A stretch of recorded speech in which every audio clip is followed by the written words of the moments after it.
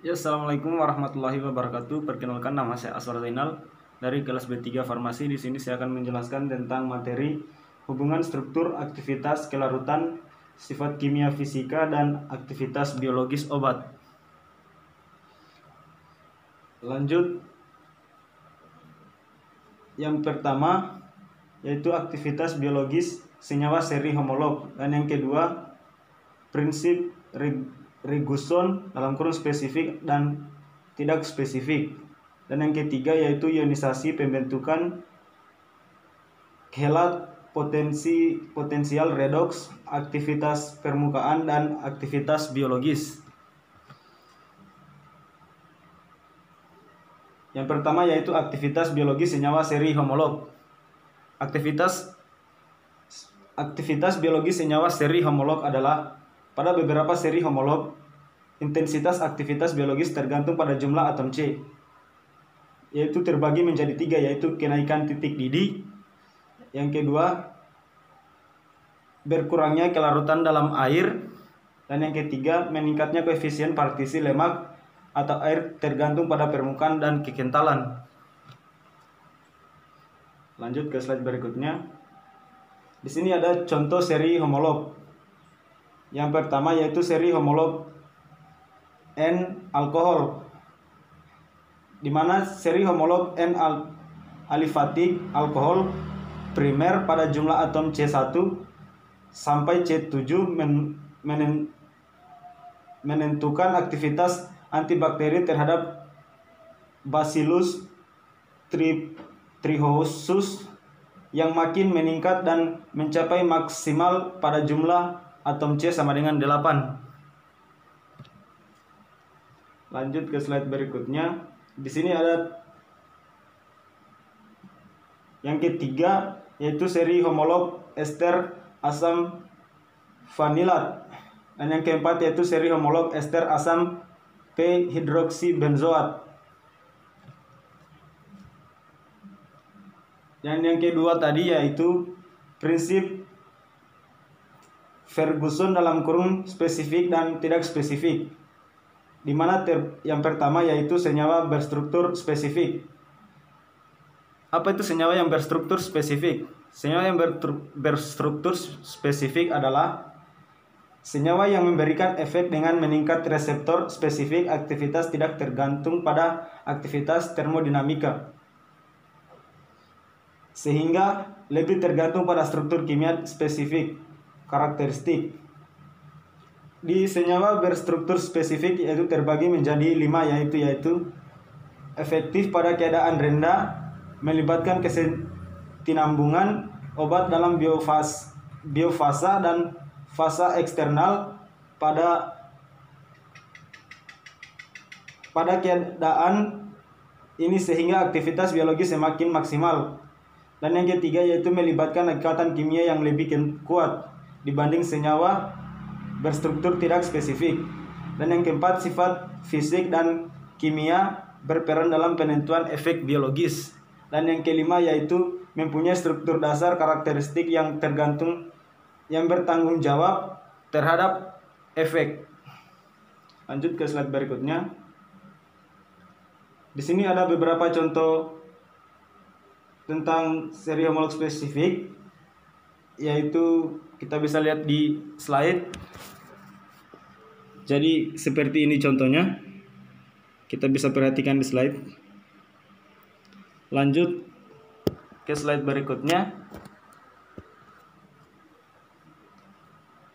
Yang kedua yaitu senyawa berstruktur tidak spesifik dalam kurung karakteristik.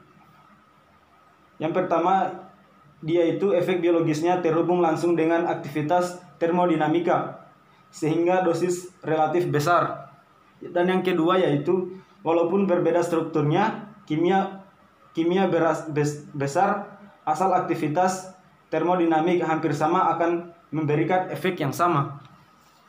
Dan yang ketiga yaitu ada kesinambungan kadar obat dalam biofasa, ada fasa eksternal sehingga aktivitas termodinamika masing-masing fasa harus sama.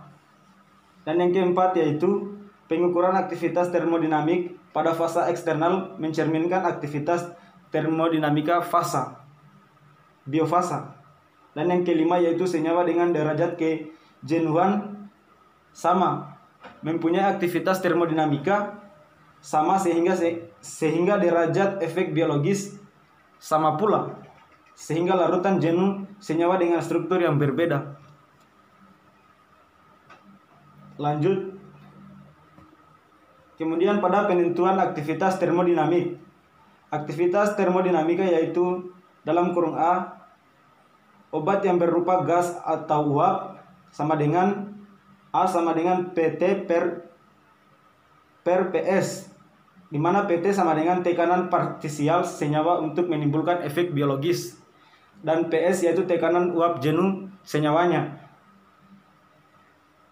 Untuk obat yang berupa larutan, di mana yaitu rumusnya adalah A sama dengan ST dan SO, di mana ST sama dengan kadar molar senyawa untuk menimbulkan efek biologis. Lanjut yang kedua, ionisasi pembentukan kelat potensial, redoks aktivitas permukaan dan aktivitas biologis, di mana dia terbagi menjadi dua, yaitu sifat fisika, kimia, dan dapat mempengaruhi aktivitas biologis obat oleh karena dapat mempengaruhi distribusi obat dalam tubuh dan proses interaksi atau disingkat OR. Dan yang kedua yaitu sifat fisika kimia tersebut adalah ionisasi, pembentukan kelat, potensial, redoks, dan tergantung pada permukaan. Lanjut yang berikutnya yaitu ionisasi dan aktivitas biologis. Di ionisasi dan aktivitas biologis yaitu terbagi juga menjadi dua. Yang pertama, ionisasi berhubung dengan proses penembusan obat ke dalam membran biologis dan interaksi atau disingkat OR. Yang kedua, untuk menimbulkan aktivitas biologis. Pada umumnya obat dalam pembentukan teoritas, tetapi ada pula yang aktivitas adalah bentuk ionnya. Lanjut. Yang kedua, obat yang aktif dalam bentuk ion. Seperti diketahui dalam bentuk ion, senyawa obat umumnya sulit menembus membran biologis, sehingga diduga senyawa obat dengan tipe ini memberikan efek biologisnya di luar sel. Dan yang menurut para ahli yang itu Bell dan Robin pada tahun 1942, mereka mengemukakan memberi postulat mengenai aktivitas antibakteri terhadap bakteri E. coli pada pH 7 dan nilai pKa dari turunan sulfonamida.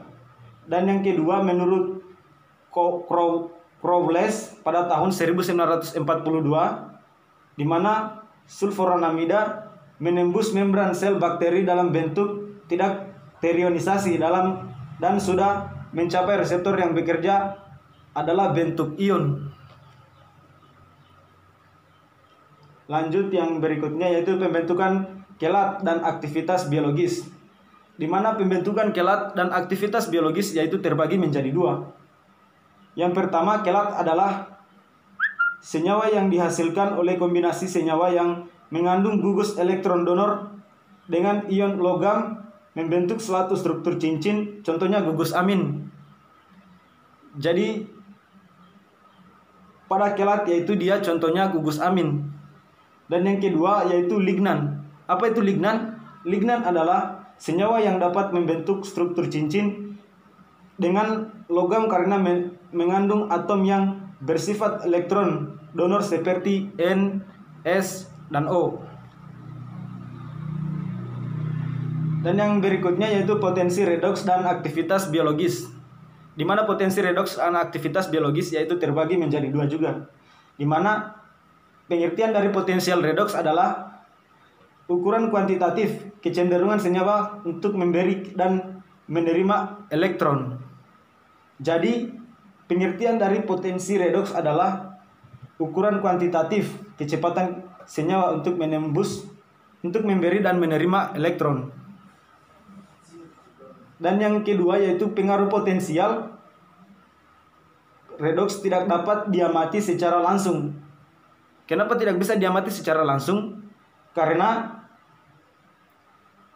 berlaku untuk sistem keseimbangan ion tunggal yang bersifat reversibel. Jadi karena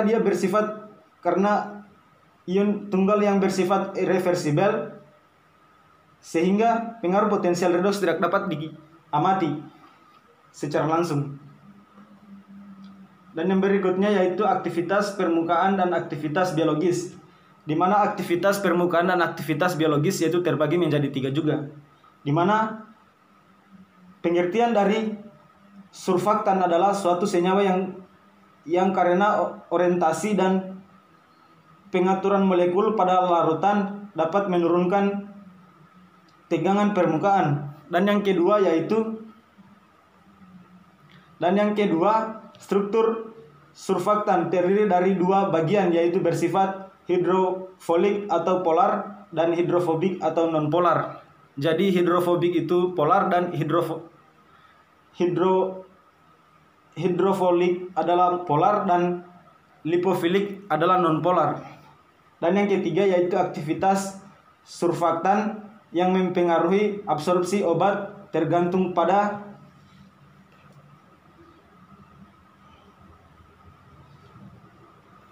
Jadi mungkin itu yang dapat saya jelaskan. Lebih dan kurangnya mohon dimaafkan. Akhir kata, wabillahi taufiq wal hidayah. Wassalamualaikum warahmatullahi wabarakatuh.